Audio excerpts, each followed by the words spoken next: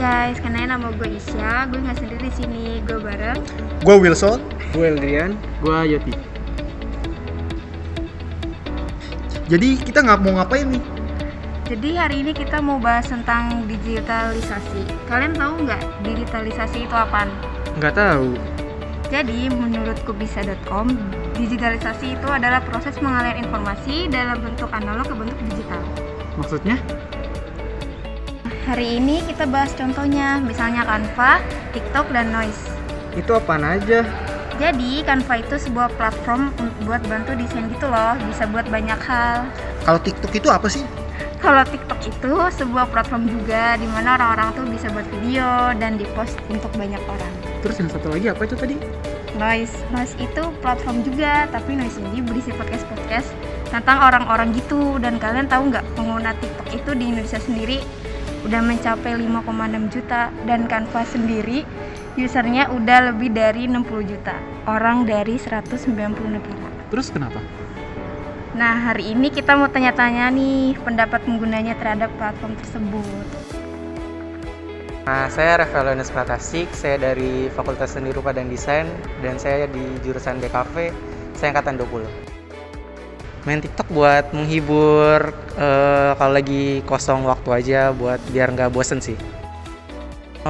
Banyak sih, kan di TikTok juga banyak konten-konten edukasi yang dari awalnya kita nggak tahu, bikin kita jadi tahu. Halo semuanya, kenalin nama aku Priska dari Fakultas Ilmu Komunikasi angkatan 2020. Tahu dong pastinya. Misalkan media presentasi atau buat konten Instagram. Jadinya kita punya ide untuk buat sesuatu yang lebih menarik yang bakal ditampilin di sosial media. Kayak itu aja sih perubahannya. Banyak banget ya, karena banyak banget animasi-animasi yang ada di Canva yang memicu perkembangan otak seseorang gitu. Pinterest dan masih banyak lagi sih aplikasi-aplikasi yang lainnya gitu. Nama saya Sun Sugos, berkuliah di Universitas Tarumanegara, Fakultas Seni Rupa dan Desain, Prodi DKV. Noise tahu? Dengerin podcast sih.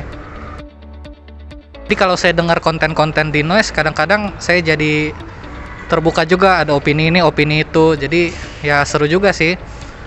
Dan lumayan mempengaruhi pola pikir kreatif saya juga. Terima kasih, keren juga saya ya. Selain dengan interview, kami juga menyebarkan Google Form kepada audiens. Berikut adalah pendapat mereka. 72% audiens mengenal TikTok pada tahun 2020. Begitu juga dengan Noise.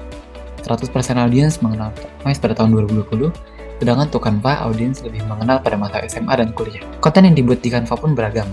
Ada yang membuat untuk PowerPoint, untuk presentasi dan tugas, ada yang membuat untuk poster, dan lain-lain.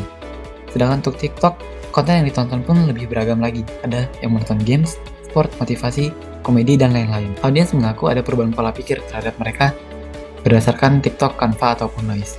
Beberapa di antaranya adalah membuka pandangan baru terhadap hal atau opini.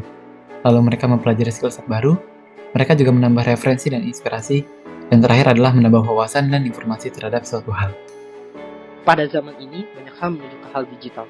Para generasi milenial pun tidak terkecuali. Banyak aplikasi digital yang mulai berkembang dan bermunculan. Aplikasi seperti TikTok, Canva, dan Noise misalnya. Ketiga aplikasi tersebut membantu para generasi milenial menyalurkan ide-ide kreatif mereka. Seperti TikTok misalnya yang membantu para generasi milenial yang tidak hanya menyalurkan ide ataupun mengisi waktu luang mereka, tetapi banyak informasi terkini yang ada di dalamnya secara langsung maupun tidak langsung mengubah mindset mereka ke dalam hal kreativitas untuk sebuah konten TikTok. Dalam mendesain sebuah hal seperti mendesain presentasi, poster, dan bahkan mengedit sebuah video pun terbantu oleh aplikasi bernama Canva. Canva juga menjadi sarana menuangkan ide kreativitas mereka dalam mendesain slide presentasi ataupun hal lainnya yang bertujuan mengkomunikasikan sebuah pekerjaan.